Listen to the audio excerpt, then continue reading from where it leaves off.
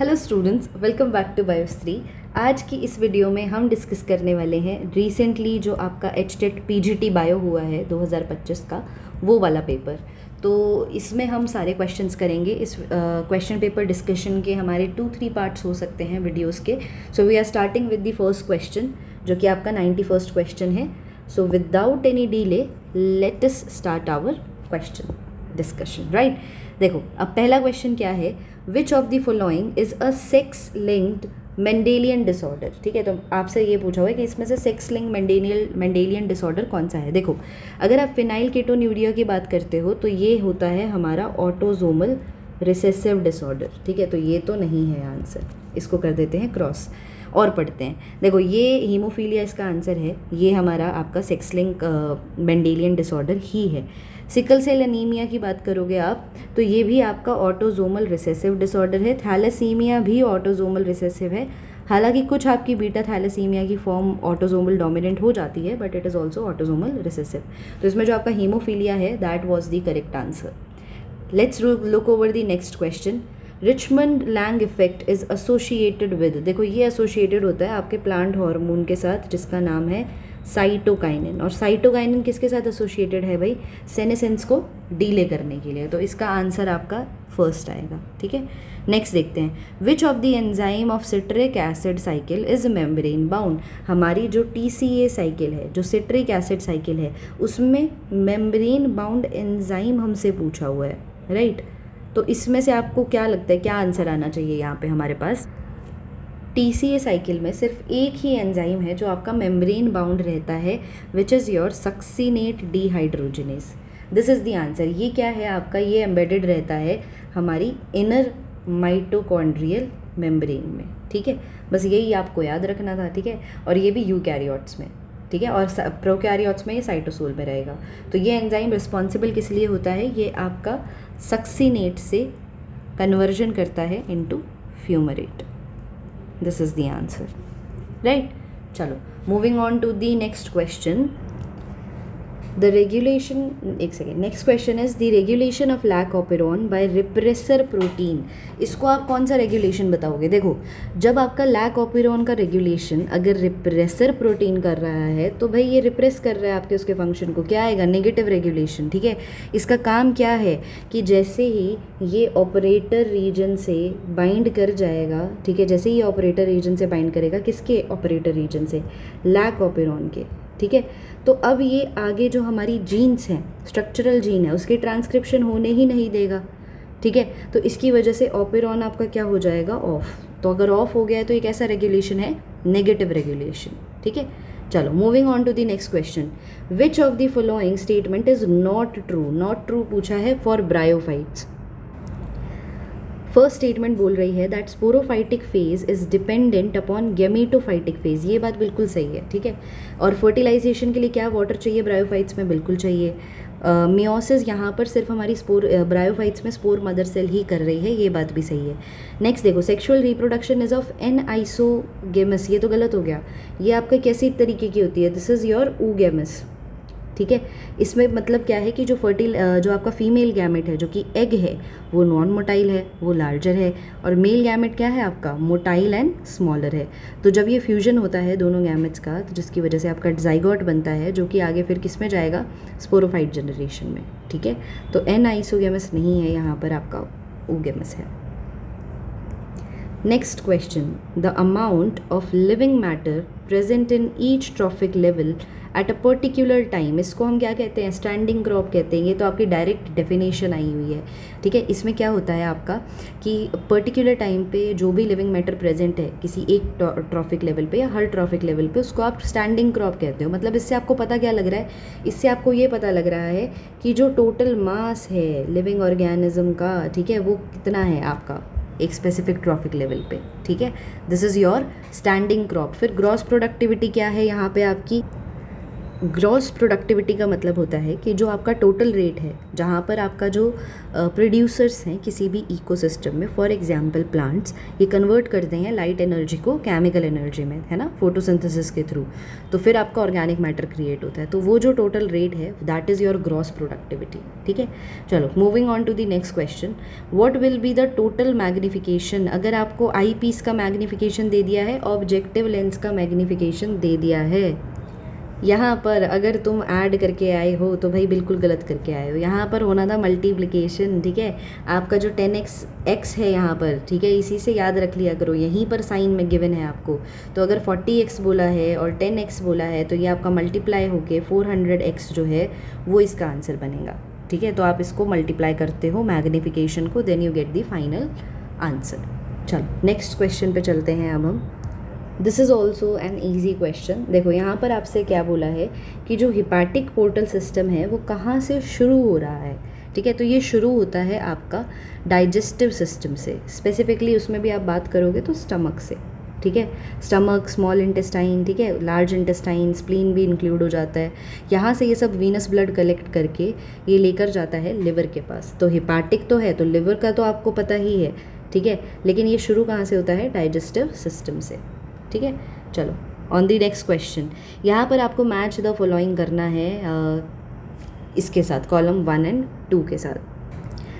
First आपको बोला है कंप्लीट पार्थिनोजेनेसिस। देखो कंप्लीट पार्थिनोजेनेसिस का मतलब होता है ये एक तरीके का एसेक्सुअल रिप्रोडक्शन है, जहाँ पर जो स्पीशीज़ है वो टोटली आपका इंटायरली किस पे रिलाई करती है? सिर्फ पार्थिनोजेनेसिस पे।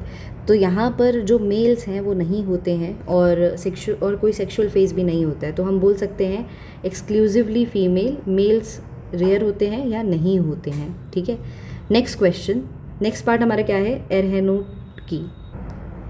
Now what happens over here is, यहाँ पर आपका सिर्फ जो मेल ऑफस्प्रिंग है वो प्रोड्यूस होता है अनफर्टिलाइज्ड एग से। ठीक है, और वो भी जो प्रोड्यूस होता है वो होता है आपका हेप्लॉइड पार्थिनोट्स। ठीक है, तो अब इसमें ए का हम देखते हैं सेकेंड, ये ऑप्शन गलत कर दो, ये गलत कर दो, इन दोनों में से हो सकता है बी का हमारा आ जाएगा फर्स्ट आंसर। तो हमारे पास देखो ये थर्ड आंसर बन गया है, राइट। इसमें हमारे पास थैलीटोकी में क्या जाएगा आपका कि ये एक तरीके का आपका डिप्लॉयड पार्थिनोजेनेसिस है, राइट। देन नेक्स्ट आपका आ जाएगा यहाँ पर इनकम्प्लीट पार्थिनोजेनेसिस, यानी कि साइक्लिक पार्थिनोजेनेसिस।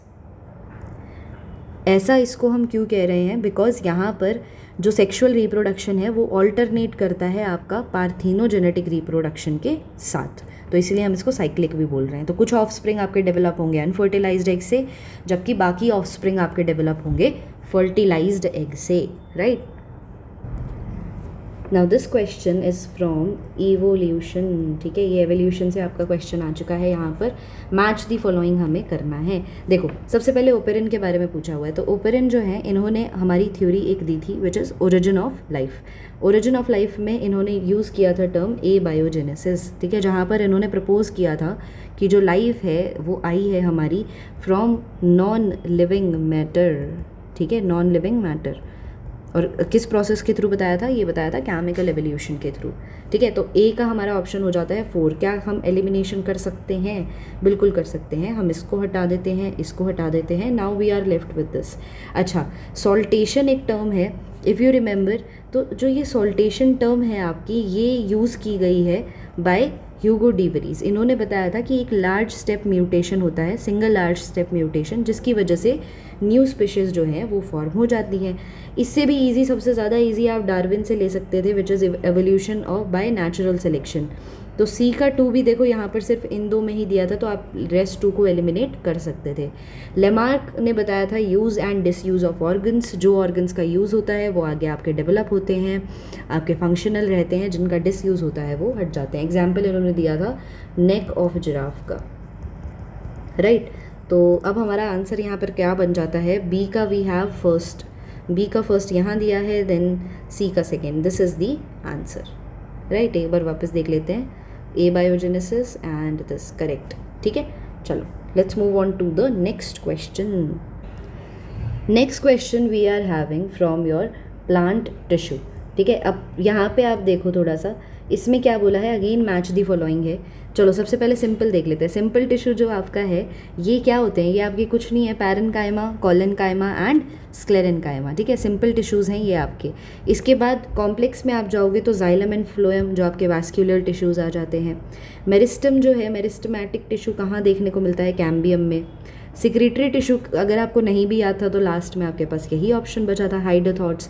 हाइडोथॉट्स क्या होते हैं, ये ऐसे पोर्स होते हैं, ठीक है, जो कि आपके स्टोमेटा की तरह भी दिखते हैं और ये आपके लीव्स की मार्जिन में मिलते हैं, ठीक है, और ये एक्सेस वाटर निकालते हैं by a process known as guttation. तो गटेशन आप जब भी एक्सप्लेन करते हो हमेशा हम उस टाइम पे इसके बारे में पढ़ते हैं, विच इज़ हाइडोथॉट्स, ठीक है, ऐसे पोर्स जिसके थ्रू जो है जो एक्सेस वाटर जो है वो रिमूव होता है from the margin of the leaves. चलो now let's check with the options. A we have 4 which is over here, तो 2 में से रहेगा। सिंपल टिश्यू इज़ स्क्लेरेन्काइमा, ठीक है। सिक्रेटरी टिश्यू इज़ सेकेंड, तो सी का हमारा रहेगा second answer. This is the correct answer, ठीक है। चलो let's move on to the next question. Next question आपका ये पूछा हुआ है एक्सक्रीटरी सिस्टम से, ठीक है। इसमें देखो क्या बोला है, अमोनिया जो कि प्रोड्यूस होता है बाय मेटाबॉलिज्म उसको हम यूरिया में कन्वर्ट करते हैं in the dash of human beings. अब देखो अगर आपने इसमें किडनी कर दिया होगा ना आंसर तो वो गलत हो जाएगा। इसका आंसर होता है आपका लिवर। लिवर के अंदर हमारी ये कन्वर्जन होती है, यूरिया साइकिल होती है जो कि आपकी लिवर के अंदर होती है, जिसमें आप अमोनिया को लेस टॉक्सिक सब्सटेंस में कन्वर्ट करते हो विच इज़ यूरिया, ठीक है। नेक्स्ट आपका ये प्रोसेस होता कौन सा है, ये हम करते हैं वाया TCA साइकिल या फिर क्रेब्स साइकिल। अगर हम ज़्यादा अप्रोप्रिएट आंसर पे जाएंगे तो we will select this Krebs Henseleit cycle, ठीक है। और आपका जो रिमूवल है फाइनली एक्सक्रीशन तो हमारा किडनी कर रही है, ठीक है, एक्सक्रीटरी ऑर्गन तो वही है, तो आपका आंसर मेरे हिसाब से इसमें थर्ड आना चाहिए। इन्होंने बस यहाँ पे क्रेब साइकिल मेंशन किया हुआ है, यहाँ पे फुल नेम मेंशन किया हुआ है क्रेब हेंसलेट साइकिल। बाकी लेट्स सी। नेक्स्ट क्वेश्चन में आपको करेक्ट से स्टेटमेंट बतानी है। Acetic acid is produced from Aspergillus niger, नहीं, ये आपका हालांकि सिट्रिक एसिड प्रोडक्शन में तो यूज़ हो जाता है but not for the production of acetic acid. इसका नाम से ही आपका आता है, एसीटोबैक्टर एसिटाई जो होता है वो रिस्पॉन्सिबल होता है for this production, Acetobacter aceti. तो ये स्टेटमेंट तो गलत हो गई, अब हमसे करेक्ट स्टेटमेंट पूछी है। नेक्स्ट देखो, statins are produced by streptococcus, ये भी स्टेटमेंट यहाँ पे गलत है। ये ऐसे स्टैटिन्स आपकी ऐसी मेडिसिन या ड्रग्स होते हैं which helps in lowering the blood cholesterol level, तो यहाँ पर ये आपके ईस्ट से प्रोडक्शन होती है, स्ट्रेप्टोकोकस से नहीं होगी, ठीक है। Next, cyclosporin A is produced by Trichoderma polysporum, ये हमारी एकदम सही स्टेटमेंट है। जो आपकी साइक्लोस्पोरिन ए है ये ट्राइकोडर्मा पॉलीस्पोरम से ही प्रोड्यूस होती है।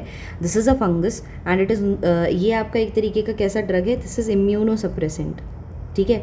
तो इम्यूनो सप्रेसेंट मतलब आपके इम्यून सिस्टम को सप्रेस करवाना है, और ये कब किया जाता है, जब हम ऑर्गन ट्रांसप्लांट करते हैं, ठीक है, ताकि जो आपका ऑर्गन रिजेक्शन है वो ना हो। Next statement which is given, east is used for commercial production of lactic acid, भाई ये तो आपको अच्छे से पता होना चाहिए।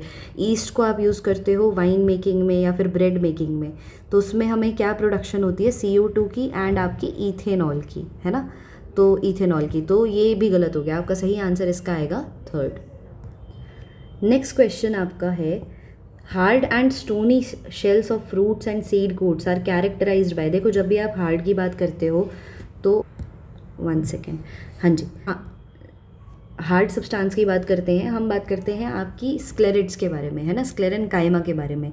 तो जो आपके स्क्लेरेन्काइमा सेल्स हैं उसमें भी अगर हम स्पेसिफिकली बात करें स्क्लेरेट्स की, तो ये आपके कैसे होते हैं, इनकी थिक रिजिड सेल वॉल्स होती हैं जो कि आपका स्ट्रेंथ एंड सपोर्ट प्रोवाइड करती है। तो अगर आप शेल की बात कर रहे हो तो उसमें आपका करेक्ट आंसर क्या रहेगा, स्क्लेरेट्स। नेक्स्ट देखो, Which of the following sphincters guards the opening of hepatopancreatic duct into the duodenum, ठीक है। तो यहाँ पर हमारी हिपैटोपैनक्रिएटिक डक्ट आ रही है, मतलब आपका ये कब हो रहा है, ड्यूडेनम आपका रीजन है स्मॉल इंटेस्टाइन का, ठीक है। तो यहाँ से लिवर से हमारी आपकी एक डक्ट आ रही है, ठीक है, पैनक्रियाज है, पैनक्रिएटिक डक्ट आ रही है, इधर कॉमन बाइल डक्ट आ रही है, तो ये जो दोनों जब मिलते हैं तो इसको हम क्या बोल रहे हैं, हिपैटोपैनक्रिएटिक डक्ट। तो ये जब ओपन हो रहे हैं तो यहाँ पे एक स्पिंक्टर मिलता है, उस स्पिंक्टर का नाम पूछा है, उस स्पिंक्टर का नाम होता है स्पिंक्टर ऑफ ओडाई, ठीक है, ये आपका ओपनिंग गार्ड करता है इसकी into the duodenum, into the small intestine, right. चलो let's move on to the next question. Which of the following amino acids is only coded by one codon, ठीक है। तो यहाँ पे हमसे वो पूछा हुआ है जिसमें सिर्फ एक ही कोडोन है जो इसको कोड कर रहा है। तो ऐसे हमारे पास दो हैं, एक है हमारे पास मेथियोनिन एंड एक है हमारे पास ट्रिप्टोफैन, ठीक है। यही सिर्फ वो हैं जो सिंगल कोडोन इनको कोड करता है। मेथियोनिन के लिए है हमारे पास AUG और इसके लिए है हमारे पास UGG। तो हम इसमें हमें ऑप्शन दिया हुआ है आपका ट्रिप्टोफैन, तो हम इसको ऑप्ट करेंगे, ठीक है। Next, the movement of particles or molecules from a region of higher concentration to lower. Now this is the very easy answer over here, है ना। ये आपका बहुत easy दिया हुआ है। जब भी आप बात करते हो किसी भी चीज़ की, जब आपकी वो हाई कॉन्सेंट्रेशन से लो कॉन्सेंट्रेशन की तरफ मूवमेंट हो रही है, वो होता है आपका डिफ्यूजन, ठीक है, दैट इज़ डिफ्यूजन।